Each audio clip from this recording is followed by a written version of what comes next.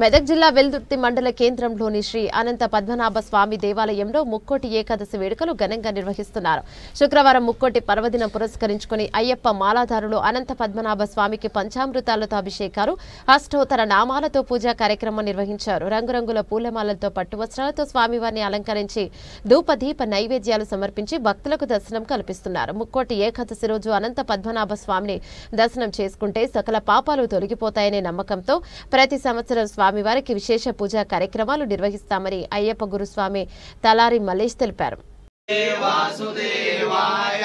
ఓం నమో భగవతే వాసుదేవాయ, ఓం నమో భగవతే వాసుదేవాయ, ఓం నమో భగవతే వాసుదేవాయ, ఓం నమో భగవతే వాసుదేవాయ, ఓం నమో భగవతే ఓం నమో నారాయణాయ, ఓం నమో నారాయణాయ, ఓం నమో నారాయణాయ, ఓం నమో నారాయణాయ విద్మహే, ఓం నమో నారాయణాయ విద్మహే, ఓం నమో నారాయణాయ, ఓం నమో నారాయణాయ, ఓం నమో నారాయణాయ,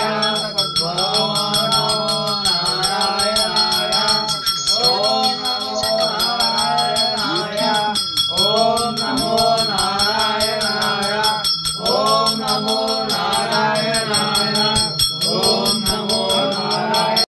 శరణమయ్యప్ప. స్వామి శరణం, స్వామి శరణం స్వామి.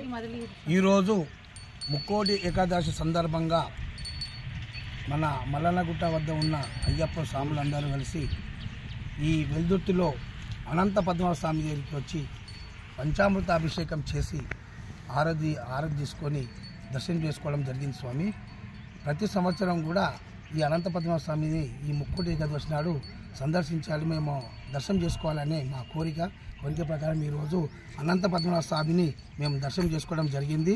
స్వామియే శరణమయ్య.